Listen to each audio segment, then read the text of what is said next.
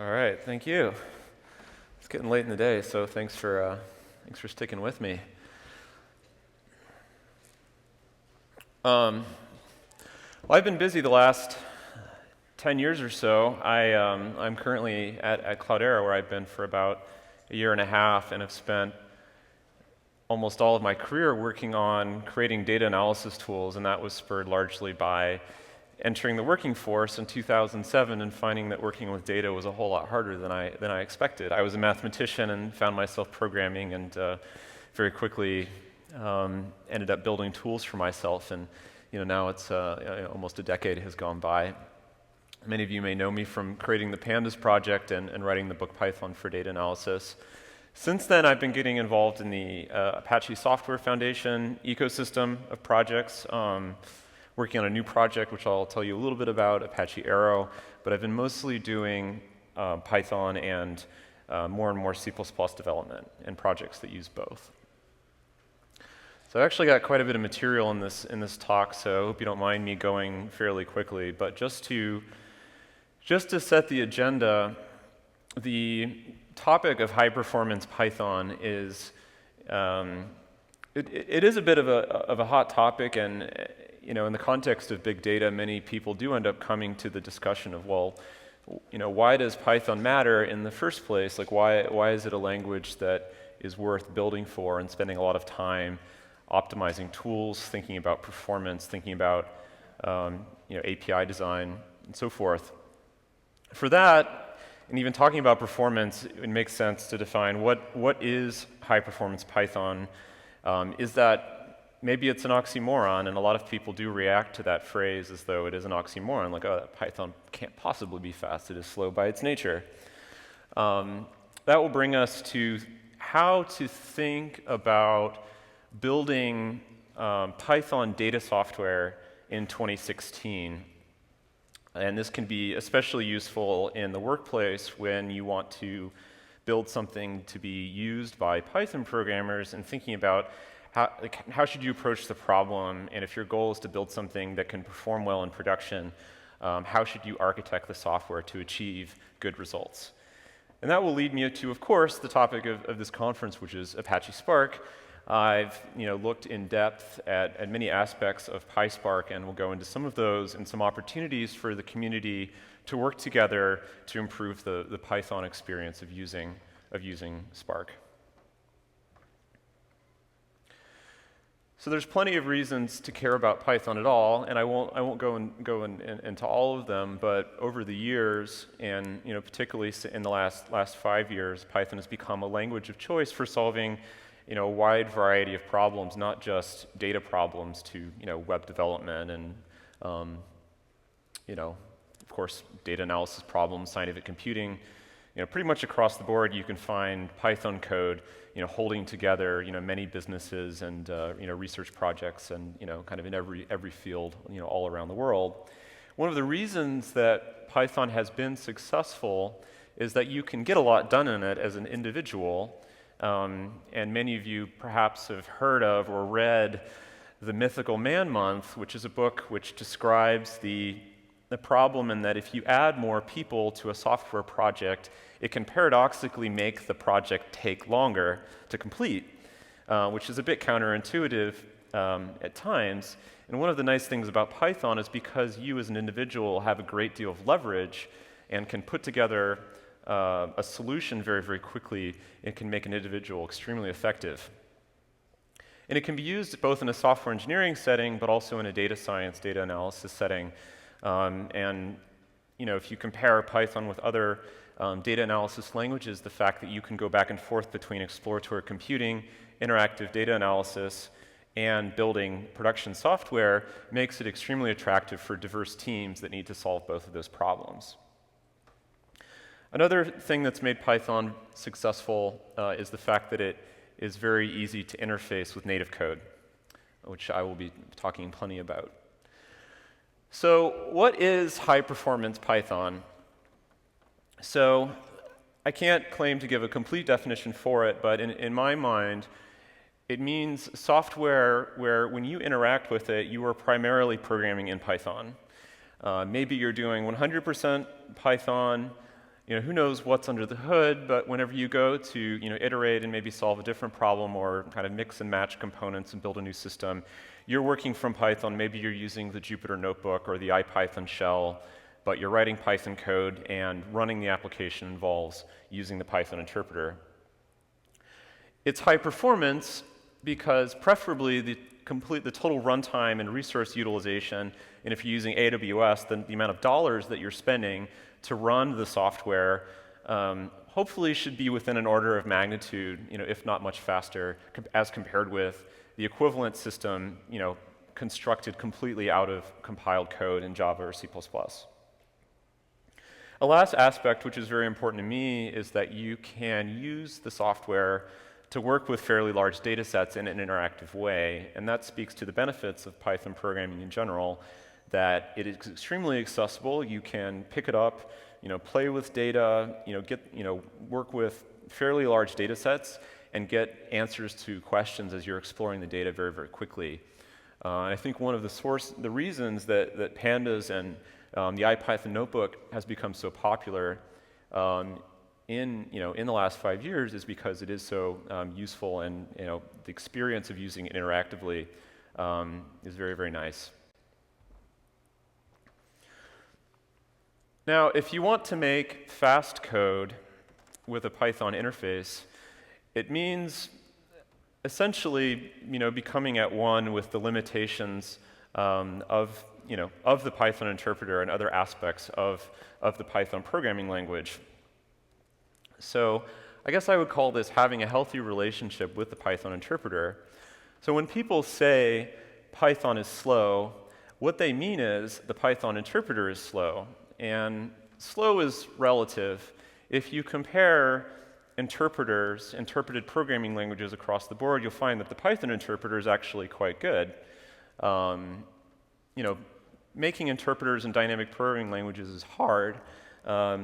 Making interpreted code run fast is an area of active research, and there are many, sort of just-in-time compilers. There's even one, there's one for Python called PyPy, which is a just-in-time compiler for pure Python code. There's lots of reasons why you can study, why Python code is slow, and I encourage you, if you're interested, to look on the internet to learn more about that. If you're working with data and you're using Python's built-in data structures for numeric data or strings, or you're using Python dictionaries or lists, there's a certain amount of unavoidable overhead associated with using those data structures. And if you're doing, multi-threaded or concurrent processing, if you build the software in the wrong way, you can end up blocking multiple threads from running in parallel. So I guess I would summarize this, three key questions. Are you doing too much work in the Python interpreter? If you're doing something multi-threaded, are you blocking other interpreter instructions from executing? And are you handling data well?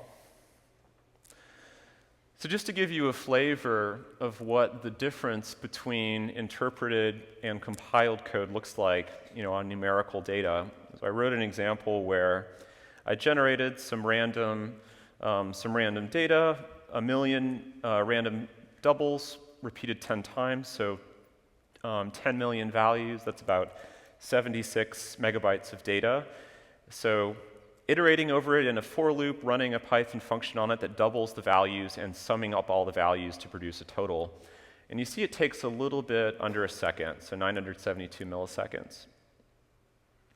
So if you write that same function in Python, which is you can kind of think of as a augmented Python-like programming language that compiles to C and creates a Python C extension, by taking the same function, adding a couple of type annotations and declaring the function, the double function with its equivalent input and output types, you get about an 78, 80x performance improvement. So that's not bad.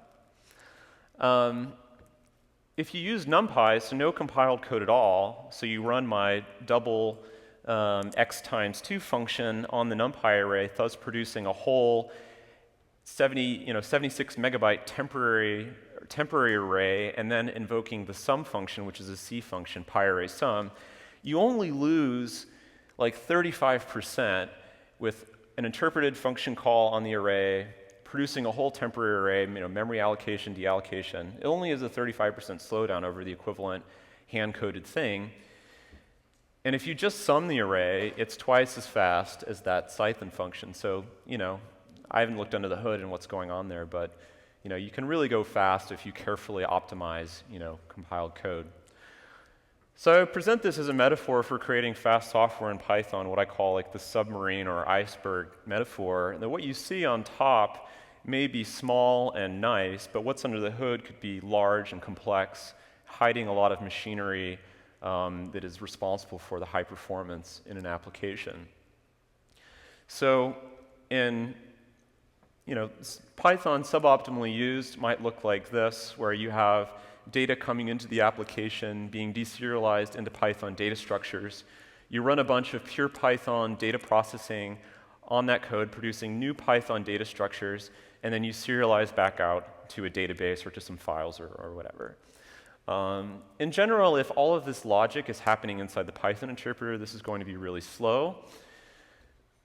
The modern and kind of advisable way to build the software is to handle as much of the data completely sort of under the ocean, so to speak, to use native data structures, C-level arrays, structs, C++ objects, so that you never actually cross up into the domain of the Python interpreter, because then you're dealing with pure Python data structures, type, boxing, unboxing, kind of all of those, dynamic programming language issues.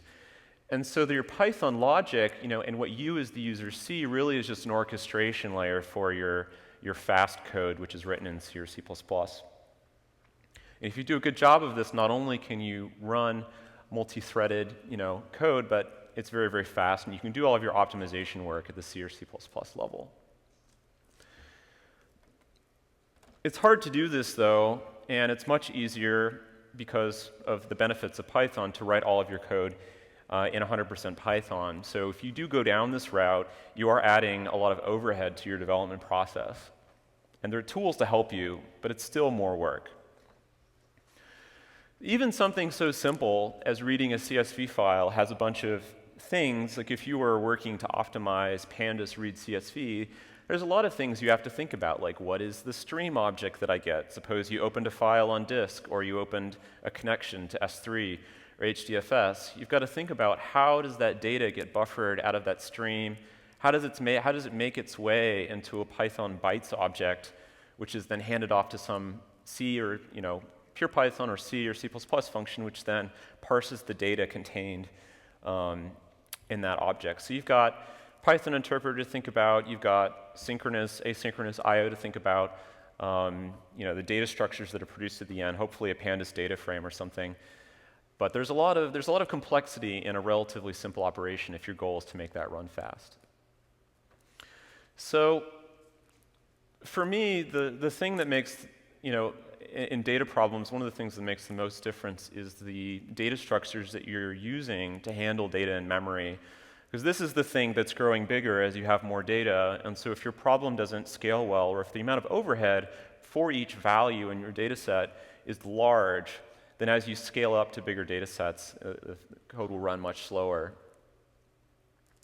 So, and in Python, we use NumPy for things as the interoperable data layer, but it doesn't work for all analytical problems.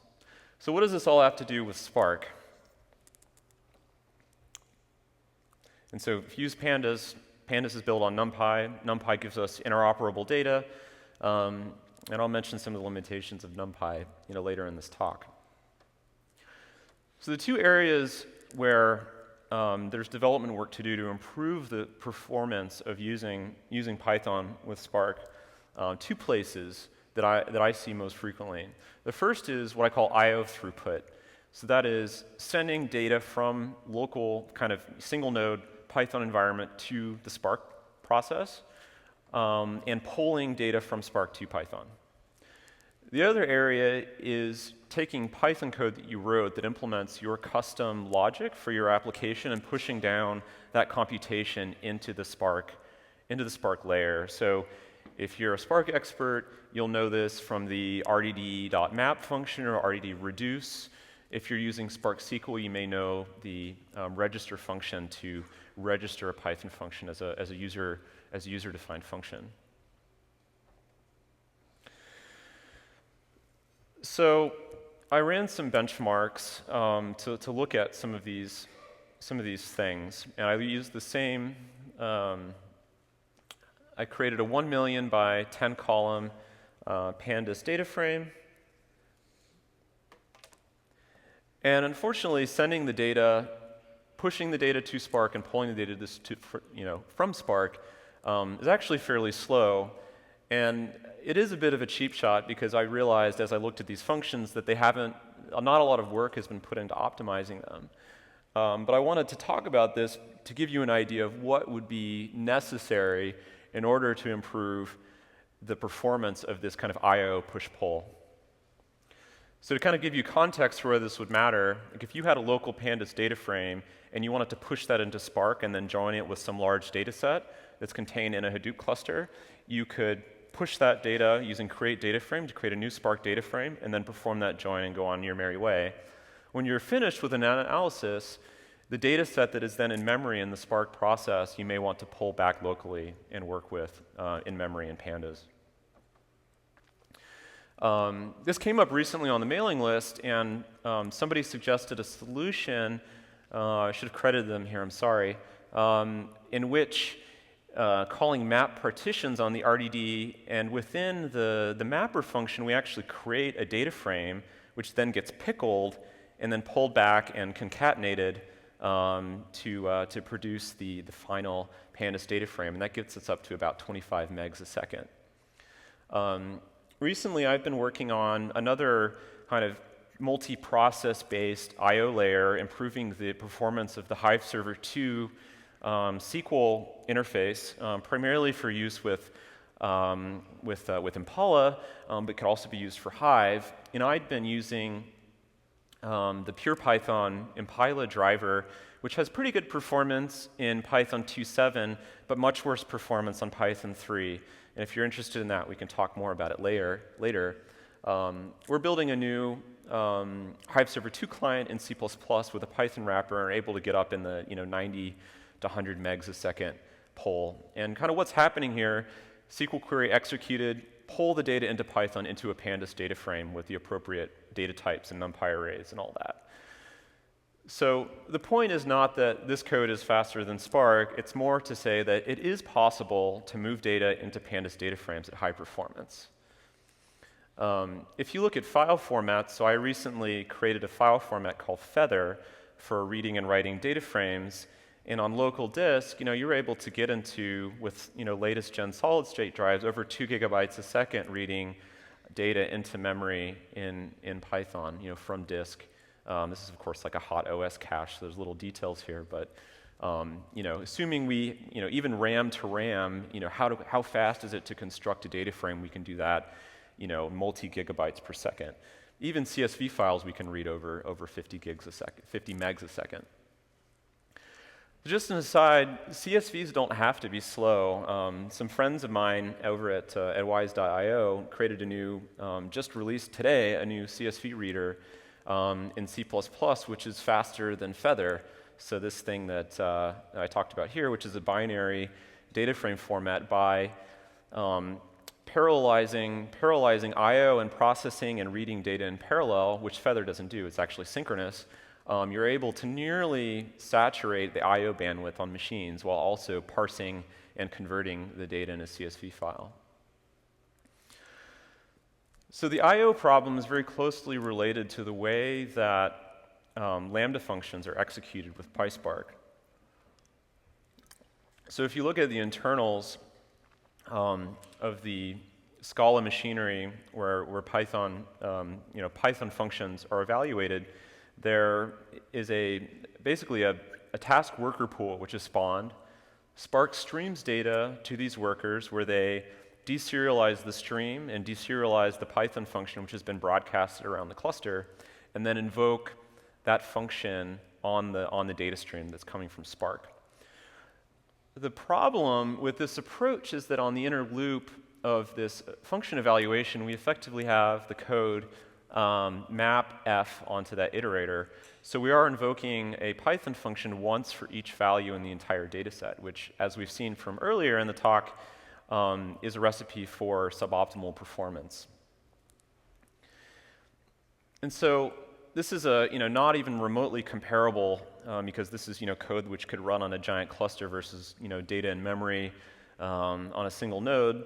But just to give you an idea of the overhead associated with RPC-based function evaluation like this, it's about, so this is my array times 2, sum up those values, and here I'm sending data to Spark. This is all on localhost, giving it map function, which does x times 2, and then summing those values. And so it's about 100x performance difference. So it's about the amount of overhead that's introduced by performing this action in Spark from the Python side is significant overhead. And the other thing about this is that even with the amount of overhead that is here, this one is actually using all 8 cores on my laptop, whereas this one is single-threaded. So the main lesson here is that if we want to do fast data processing in Python, it shouldn't involve the Python interpreter. It needs to operate on arrays of data where we are effectively asking Python to invoke a C function or a C++ function on that data.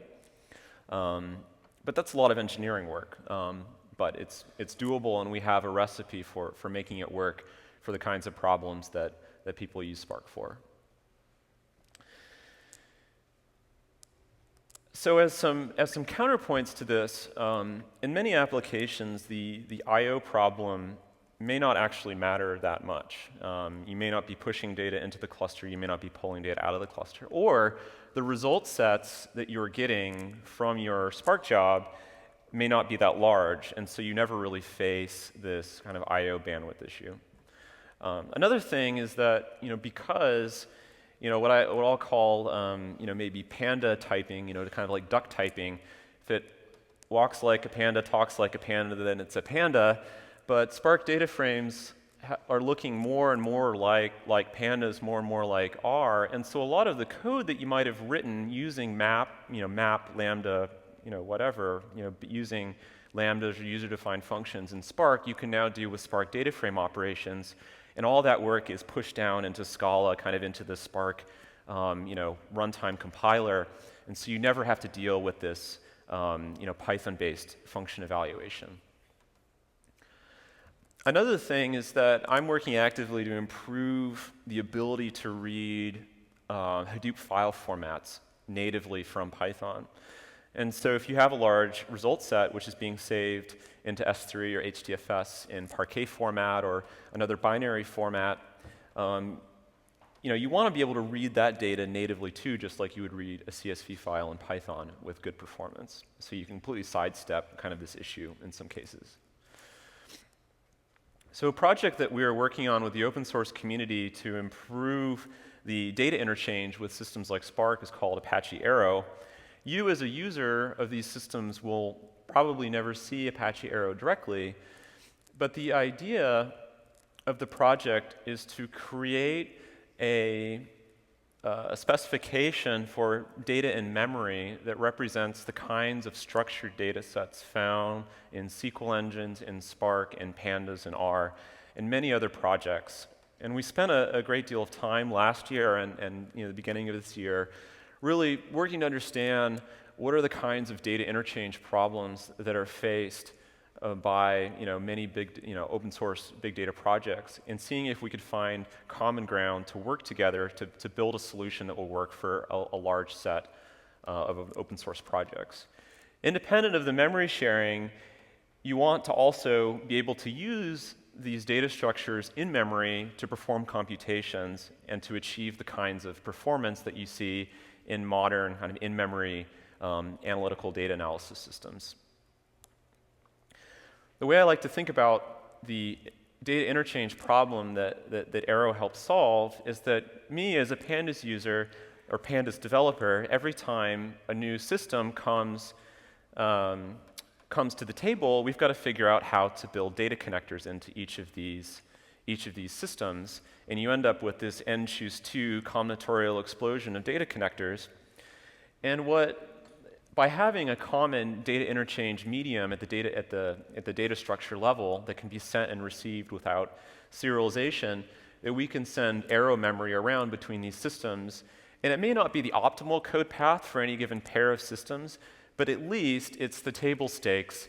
If you know how to speak Arrow and I know how to understand Arrow, then we can send data to and from each other without having to go through some intermediate serialization format like Parquet or CSV or something like that. And so by avoiding that serialization time, which can often be 70, 80, 90% of the runtime of a process, you can get much higher performance, particularly within the context of a single node.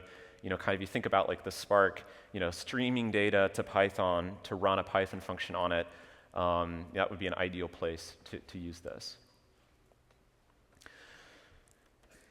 So it's going to be a lot of engineering work, and I've been looking at the shortest path to building optional Arrow integration into PySpark. But at minimum, we need to be moving data in a block, kind of chunked-oriented way, and the data needs to go directly at the C API level into native data structures, which Python knows how to either convert to and from Pandas data frame, if that's your goal, or that we can manipulate natively in memory.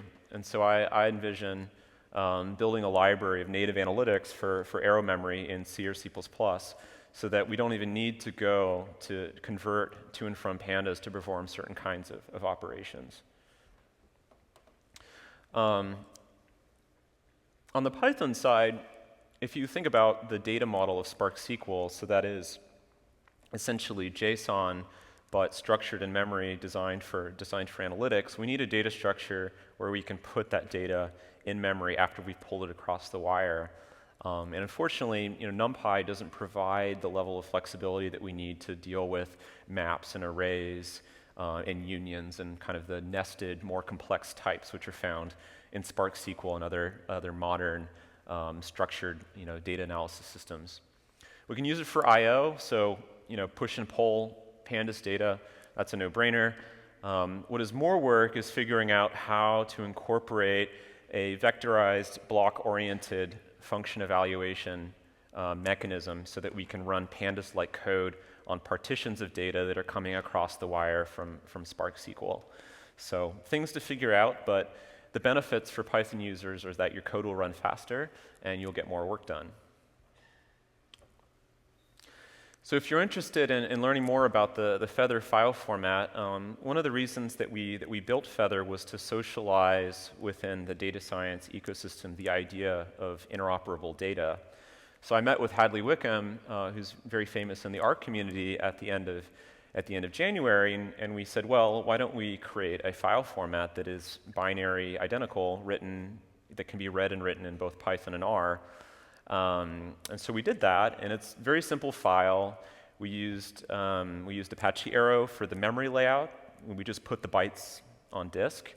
And we created a metadata, so basically a description of types. You can think of Feather as like a typed CSV.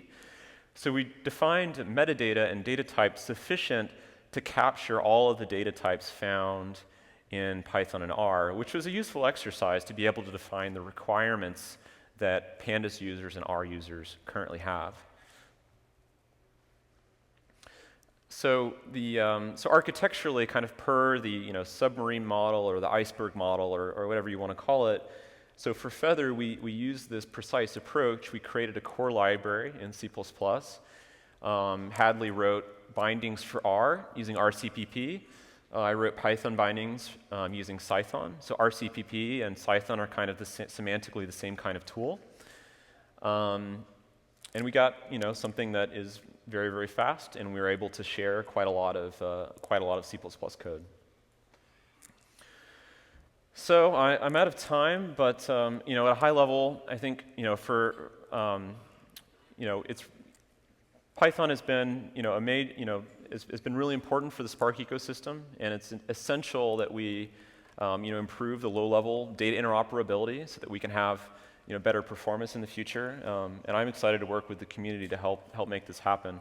I'll be at the Cloudera booth after the talk, and I'm also doing a book signing at 6 p.m. I think. So I don't have time for questions now, but you can catch me there or later at the book signing. So thank you.